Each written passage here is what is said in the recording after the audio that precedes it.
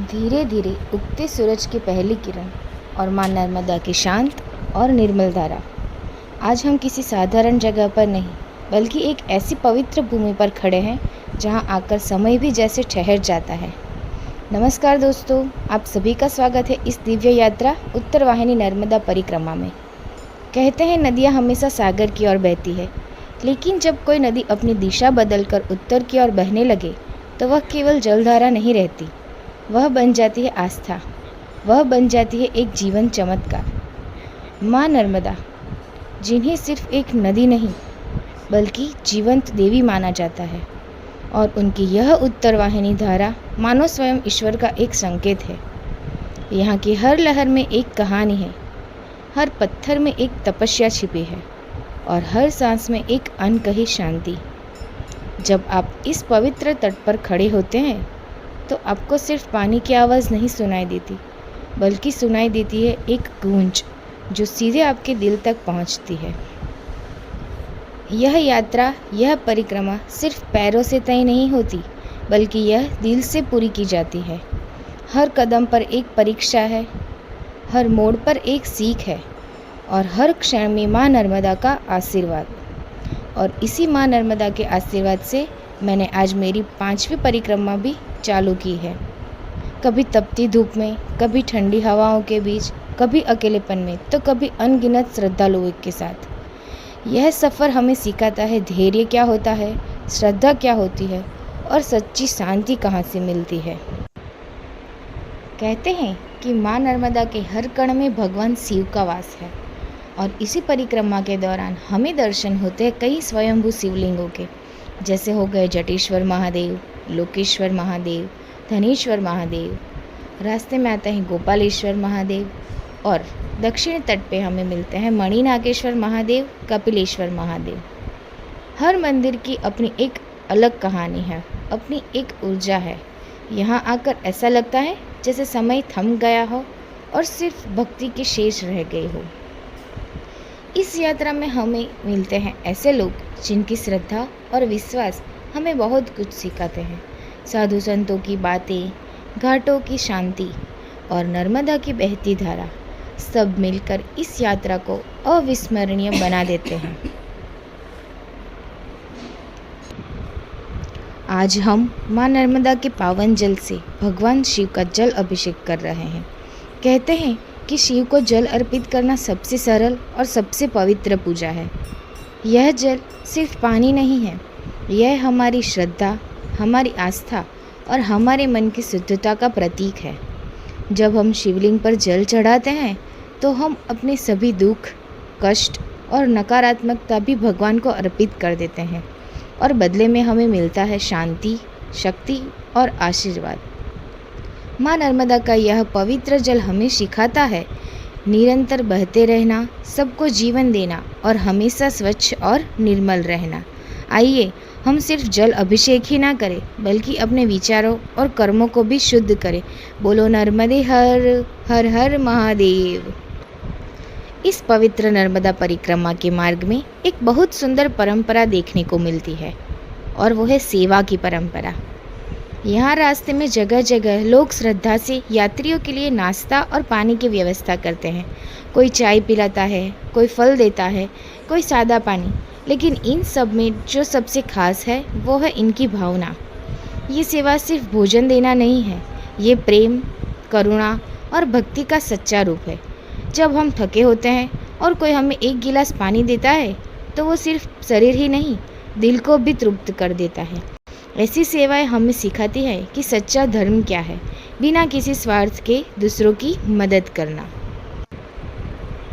चलिए दोस्तों, अब हमारा रास्ता माँ नर्मदा के पावन तट के साथ साथ आगे बढ़ रहा है। एक तरफ शांत बहती हुई नर्मदा मैया और दूसरी तरफ प्रकृति की अद्भुत सुंदरता। हर कदम के साथ ऐसा महसूस होता है जैसे माँ खुद हमारा मार्गदर्शन कर रही है, और उनकी ये निरंतर बहती धारा हमें सिखाती है कभी रुकना नहीं, बस आगे बढ़ते रहना। यहाँ शांति, यहाँ की हवा और जल की मधुर ध्वनि सब मिलकर मन को एक अलग ही सुकून देती है। इस तट पर चलते हुए हर थकान जैसे दूर हो रही है, और दिल में बस एक ही भाव रहता है, श्रद्धा और कृतज्ञता। माँ नर्मदा के साथ ये सफ़र सिर्फ रास्ता नहीं है, ये एक अनुभव है जो जीवन भर याद रहता है। तो चलिए दोस्तों, हमारी नर्मदा परिक्रमा का एक महत्वपूर्ण पड़ाव पूरा हो रहा है, जो कि है उत्तर तट की परिक्रमा। यहाँ यात्रियों के लिए बहुत अच्छी व्यवस्था की गई है, खटिया, गद्दे और पंखों की सुविधा, ताकि थका हुआ यात्री कुछ पल आराम कर सके और फिर अपनी यात्रा को आगे बढ़ा सके। यह सिर्फ एक सुविधा नहीं है, यह सेवा है जो हमें याद दिलाती है कि इस यात्रा में हम अकेले नहीं हैं। अब हम अपनी नर्मदा परिक्रमा के अगले पड़ाव यानी कि दक्षिणी तट की परिक्रमा की शुरुआत कर रहे हैं। उत्तर तट की यात्रा के अनुभव और आशीर्वाद के साथ हम नई ऊर्जा और उत्साह के साथ आगे बढ़ रहे हैं। यह रास्ता हमें माँ नर्मदा की ओर करीब ले जा रहा है। हर कदम के साथ उनकी धारा की मधुर आवाज़, हरे भरे तट और आसपास की प्रकृति हमें मंत्रमुग्ध कर देती है। दक्षिण तट की यात्रा सिर्फ पैरों का सफ़र नहीं, बल्कि आत्मा और भक्ति का सफ़र है। यहाँ हमें नई जगह, नए मंदिर और स्वयंभू शिवलिंग के दर्शन होंगे, जो हमारी श्रद्धा और गहरा बनाएंगे। तो हम पहुँच गए हैं मणि नागेश्वर महादेव मंदिर पर। यह मंदिर अपनी दिव्यता और शांत वातावरण के लिए खूब प्रसिद्ध है। यहाँ का स्वयंभू शिवलिंग अत्यंत पवित्र माना जाता है। मंदिर की सबसे खास बात है यहाँ का लड्डू गोपाल दर्शन। छोटे बच्चे के रूप में भगवान श्री कृष्ण को यहाँ लड्डू गोपाल के रूप में पूजा जाता है और भक्तों को बहुत प्रसन्नता और आनंद का अनुभव भी होता है। भक्तों का मानना है कि यहाँ दर्शन और पूजा से न केवल मन की शांति मिलती है, बल्कि जीवन में सुख, समृद्धि और आशीर्वाद भी प्राप्त होता है। यदि आप इस पवित्र यात्रा पर हैं तो मणि नागेश्वर महादेव मंदिर और लड्डू गोपाल के दर्शन जरूर करें। तो दोस्तों, अब हम पहुंच रहे हैं कपिलेश्वर महादेव की ओर। रास्ता बहुत खास है। यहाँ थोड़ी धूप है तो थोड़ी छाँव, और हर कदम पर प्रकृति की खूबसूरती हमें साथ देती है। जैसे ही हम मंदिर के पास पहुँचते हैं, हमारी थकान गायब हो जाती है और मन में केवल भक्ति और श्रद्धा का अनुभव रहता है। कपिलेश्वर महादेव का दर्शन इस सफ़र की सारी मेहनत और अनुभव का सार है। शांति, शक्ति और माँ नर्मदा की कृपा का एहसास। अब हम आगे बढ़ रहे हैं दक्षिण तट की ओर, और पहले की तुलना में यहाँ रास्ते बहुत बेहतर और सुविधाजनक बन गए हैं। अब चलना आसान है, उबड़ खाबड़ रास्ता कम है और हर जगह आराम के लिए जगह है, खटिया, पानी की व्यवस्था उपलब्ध है। यह सुधार यात्रियों के लिए बहुत मददगार है, खासकर लंबी पैदल यात्रा के दौरान। साथ ही रास्ते पर थोड़ी धूप, थोड़ी छाँव और चारों ओर हरियाली इस यात्रा को और भी सुखद बनाती है। माँ नर्मदा के इस पावन तट पर अब यात्रा करना पहले से कहीं अधिक आसान और आनंददायक हो गया है। थोड़ी मेहनत और थोड़ा धैर्य के साथ हम इस पवित्र यात्रा का पूरा अनुभव ले सकते हैं। और हम पहुंच गए हैं नंदी घाट, जो हमारी नर्मदा परिक्रमा का अंतिम पड़ाव है। यह घाट बेहद पवित्र है और यहाँ कई शिवलिंग स्थापित किए गए हैं, जिनका दर्शन करना अत्यंत दिव्य अनुभव देता है। नंदी घाट पर बैठकर बहती नर्मदा को देखना, मंदिरों और शिवलिंगों की भव्यता को महसूस करना और इस पवित्र स्थल की शांति में समय बिताना यात्रा का सबसे खास हिस्सा है। दोस्तों, नंदी घाट न केवल हमारी यात्रा का समापन है, बल्कि यह श्रद्धा, भक्ति और माँ नर्मदा की कृपा का प्रतीक भी है। अब हम पहुंच गए हैं डॉम के पास। हमने यहाँ बोट के लिए टिकट ले लिए हैं, ताकि आराम से और सुरक्षित तरीके से नर्मदा की बहती धारा का आनंद लेते हुए हम अपना अंतिम पड़ाव पूरा कर सकें। बोट यात्रा हमें नदी के किनारे की सुंदरता, घाटों और प्रकृति का अद्भुत दृश्य दिखाएगी। यह अनुभव सिर्फ यात्रा नहीं है, बल्कि माँ नर्मदा की कृपा और भक्ति का एक और अवसर है। और थोड़ी ही देर में बोट में बैठकर हम रामपुरा घाट की ओर बढ़ने वाले हैं।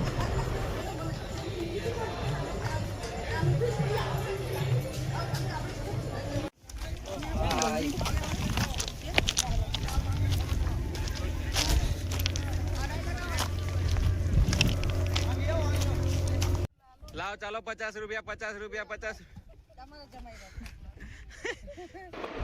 इस पूरी परिक्रमा के दौरान मैं एक बात आपको बताना भूल गई हूँ। नर्मदा में कभी भी कचरा, प्लास्टिक या अन्य उपस्थित न डालें। यदि हम इसे गंदा करेंगे तो यह केवल नदी को नहीं बल्कि हमारी आस्था और आने वाली पीढ़ियों को भी नुकसान पहुंचाएगा। नर्मदा माँ की रक्षा करना हमारा कर्तव्य है। हमें यह संकल्प लेना होगा कि हम नदी के तट को स्वच्छ रखेंगे, पूजा सामग्री केवल जैविक और प्राकृतिक रूप में डालेंगे और दूसरों को भी इसके लिए जागरूक रखेंगे। याद रखें, माँ नर्मदा का अपमान करना हमारे अपने हाथों से अपने धर्म और संस्कृति का अपमान करना है। अगर हम सच में अपनी आस्था को बनाए रखना चाहते हैं तो अब और तुरंत कदम उठाइए। कहते हैं, गंगा में स्नान से जो पुण्य मिलता है वही माँ नर्मदा के दर्शन मात्र से मिल जाता है, और जब वो उत्तरवाहिनी हो तो यह पुण्य कई गुना बढ़ जाता है। शायद इसी वजह से यहाँ आने वाला हर व्यक्ति कुछ न कुछ छोड़कर जाता है, जैसे कि अपनी चिंताएं, अपने डर, अपने सवाल, और साथ ले जाता है एक नई ऊर्जा, एक नई उम्मीद। तो अगर आप भी जीवन की इस भागदौड़ में खुद को खो चुके हैं, अगर आप भी तलाश में हैं थोड़ी सी शांति, थोड़ी सी सच्चाई की, तो एक बार, बस एक बार माँ नर्मदा की इस उत्तरवाहिनी धारा के पास जरूर आइए। शायद यहाँ आपको वो मिल जाए जिसकी तलाश आपको खुद भी न थी। अगर आपको यह यात्रा पसंद आ रही है तो वीडियो को लाइक करें, चैनल को सब्सक्राइब करें और इस आध्यात्मिक सफ़र में हमारे साथ जुड़े रहें, क्योंकि यह सिर्फ एक व्लॉग नहीं, यह एक अनुभव है, एक एहसास है, एक जुड़ाव है माँ नर्मदा से। बोलिए नर्मदे हर हर हर महादेव। आज हमारी नर्मदा परिक्रमा का यह पवित्र सफ़र पूरी तरह समाप्त हो गया है। हमने इस यात्रा में न केवल अपने अंदर की शक्ति को पहचाना, बल्कि यह भी सीखा कि प्रकृति और नदी की पवित्रता की रक्षा हमारी जिम्मेदारी है। अब हम इस पवित्र यात्रा को संतोष, श्रद्धा और कृतज्ञता के साथ पूरा करते हैं। दोस्तों, अगर आपको यह यात्रा पसंद आई हो तो लाइक, शेयर और सब्सक्राइब ज़रूर करें। फिर मिलेंगे एक और अद्भुत यात्रा के साथ। नर्मदे हर।